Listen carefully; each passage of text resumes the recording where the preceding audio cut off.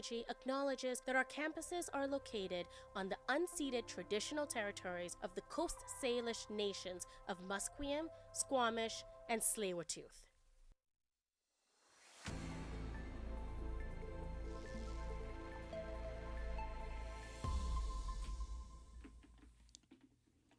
Good afternoon, my name is Caroline Doyle, and these are your 3 o'clock BCIT news updates. Weather warnings are in effect. The BC government says people should be prepared for localized flooding and power outages from a strong frontal system expected to hit coastal areas tonight and into tomorrow.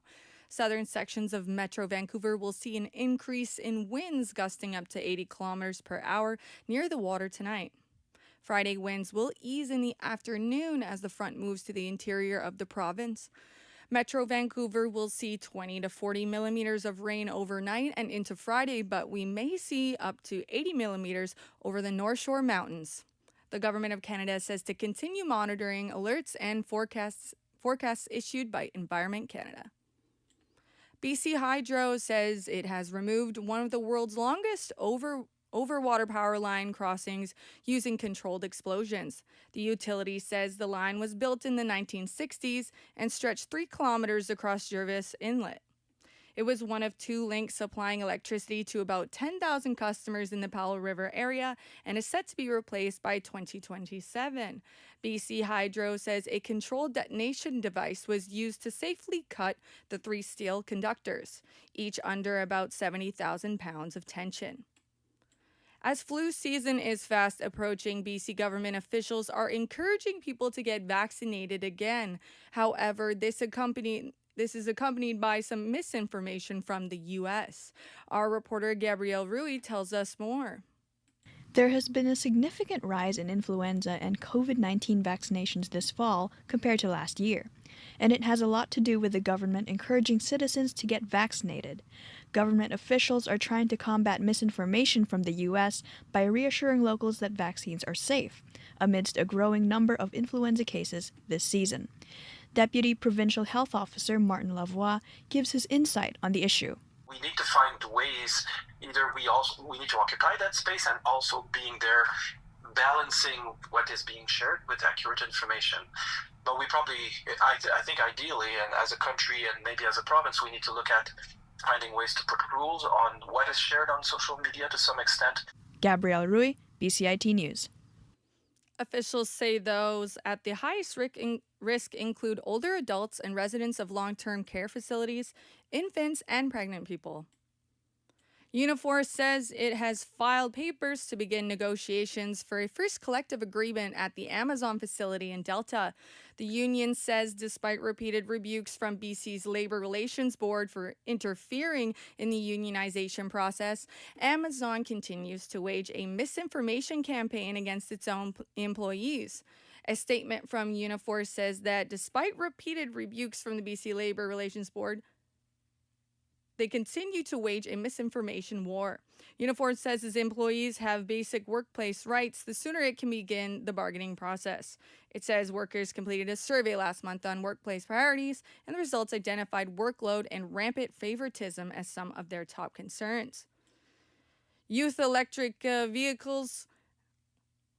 With electric vehicles rising in popularity, dealerships are looking to rewrite the story when it comes to electric vehicles. Our reporter Thomas Adams has more on the misconceptions of electric cars. For many, electric vehicles are a way for citizens to play their part in helping the environment. Gen Z is looking to take that next step as well. However, in the middle of the affordability crisis, young drivers believe lowering their carbon emissions to be unattainable due to the increased cost of electric cars. Mark Hansford, manager of EV sales at Volkswagen Vancouver, is speaking out against these common misconceptions. Well, I think a lot of people think that the vehicles are way more expensive than gas cars, which is generally not the case, really. You have to look a little deeper into it at the actual cost of ownership. Yes, the purchase price may be slightly more, but if you're paying for no fuel, then suddenly that gets offset pretty quickly. Hansford believes that people looking to buy a cheap car should also be taking electric vehicles into consideration. Thomas Adams, BCIT News. The Government of Canada says it's investing to make zero-emission vehicles more affordable and charging stations more accessible. The Liberal government tabled its bail and sentencing bill today. This bill would make it harder to be granted bail in a variety of offenses. Types of crimes include vehicle thefts, organized crime, extortion, retail theft, and residential break-and-enters. Justice Minister Sean Fraser introduced the tougher provisions. We are going to change the criminal law to ensure that the bail system is not viewed as some get-out-of-jail-free card. We're going to ensure that bail hearings treat public safety as a paramount concern. When risks to the public cannot be managed, offenders will be detained. The Canadian Civil Liberties Association say the bill goes against the charter right to reasonable bail. The Canadian government says in the coming months it will bring forward additional measures to better protect people facing sexual and intimate partner violence and keep children safe from horrific crimes. Canada's ambassador to Mexico says U.S. President Donald Trump has, quote, unrealistic expectations about going it alone to build vehicles without North American inputs. Cameron Mackay tells the Senate Foreign Affairs Committee he has doubts about the Trump administration's hope to manufacture vehicles with few foreign parts. He says there are still parts American companies need that they can only get from Canada as well as Mexico. President Trump and his administration have been clear what they see as the future of auto production in North America. I will say that I think some of that ambition is unrealistic. I think it's simply not possible for the United States to make cars all by itself in the near term. Mackay says there could be considerable alignment between the Canadian and Mexican negotiating positions on the issue in the looming review of the North American deal. In France, no one has yet to be identified in the 4-minute stolen jewelry incident at the Louvre in Paris. AP correspondent Karen Shamas reports on what could happen to the stolen jewels. Just days after a stunning heist at the Louvre Museum, speculation is growing around where the lavish stolen jewels that once adorned France's royals might end up. Some warn the artifacts, valued at over $100 million, could be melted or broken into parts and later sold as pieces of new jewellery. Still, such pieces are often sold for a fraction of the value of what was fully stolen, and it isn't a simple process. Others believe the characteristics of the historical jewels might make them difficult to sell. Museums have increasingly faced a rash of similar thefts over the years. I'm Karen Shamas. It's still unclear who was responsible, but French authorities say they've been able to track down DNA from items outside the museum that the thieves may have left behind.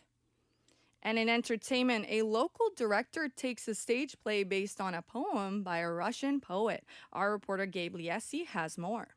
Nadia Dobryanskaya is the director of the upcoming play By Bo Si, an adaptation on the Russian poem Lukomorie by Alexander Pushkin. The poem details ancient Slavic folklore with characters like mermaids and talking cats. Dobryanskaya is Ukrainian but was born in the Soviet Union and remembers growing up surrounded by Russian literature. She wants to ensure her children understand their Soviet heritage and don't fear everything Russian. It's okay to be who you are. You're not doing anything wrong by being you. The play is being offered at Kitsilano Theater in both Russian on Sunday, October 26th, and English on Thursday, October 30th. Gabe Liesi, BCIT News. Pushkin was a poet, playwright, and novelist of the Romantic era. And now in sports. The Vancouver Canucks play at 7 p.m. Central Time tonight against the Predators in Nashville. The Predators are currently on a 4-game losing streak, but are looking to have rookie Matthew Wood to fire up against the Canucks. The Canucks lost 5-1 to the Pittsburgh Penguins on Tuesday, and many of their starters are dealing with injuries.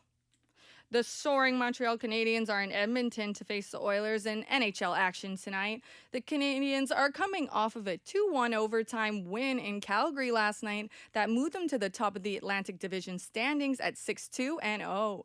The Oilers ended a 3-game losing streak with a 3-2 overtime win at Ottawa on Tuesday. The Senators host Philadelphia tonight. Elsewhere, Vancouver visits Nashville. And Winnipeg welcomes Seattle.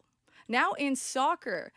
3 Vancouver Whitecaps have been shortlisted for Major League Soccer's end-of-season awards. Jesper Svensson is a candidate for Coach of the Year. Tristan Blackmon is a finalist for Defender of the Year. And Yohei Takaoka is up for Goalkeeper of the Year. The Vancouver Whitecaps face FC Dallas this Sunday at BC Place. Whitecaps lost against FC Dallas last week after playing a player down early on in the game for a final score of 2-1. This will be the first round series match as both teams battle to win the MLS Cup. Vancouver Rise is going to face Ottawa Rapid FC in playoff semifinals as they host the first leg November 4th. Rise FC finished third in the Northern Super League regular season, missing out on second place due to a goal differential. As the third place seed, they are set to host the first game of the two-leg semifinal at Swangard Stadium. The winner will face either AFC Toronto or Montreal Roses FC, who will battle it out for the first place game. The first place team will be crowned the NSL's first ever playoff champion. And now, for the good old ball game. Let's play ball. Okay, Blue Jays, let's play ball. Prime Minister Mark Carney says the whole country is backing the Toronto Blue Jays in the World Series, and he's not afraid to make a little wager on it.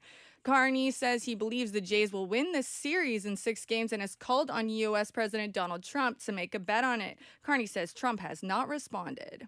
I think he's afraid. I think he's afraid to make a bet. He doesn't like to lose. He hasn't called. He hasn't returned my call yet on the bet, so I'm ready. We're ready to make a bet with the U.S. Toronto rookie Trey Savage will get the start when the Blue Jays open the World Series against the Los Angeles Dodgers tomorrow night at Rogers Center. Savage is 2-1 with a 4.20 earned run average and 22 strikeouts in 3 postseason starts. Blake Snell will start for the Dodgers. The Blue Jays are seen as the underdog going into the World Series.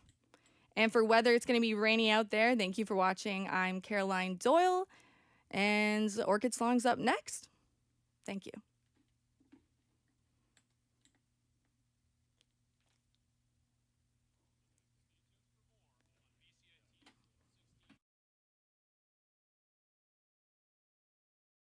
When I tell people that I studied journalism, they immediately say, oh, you want to be a reporter.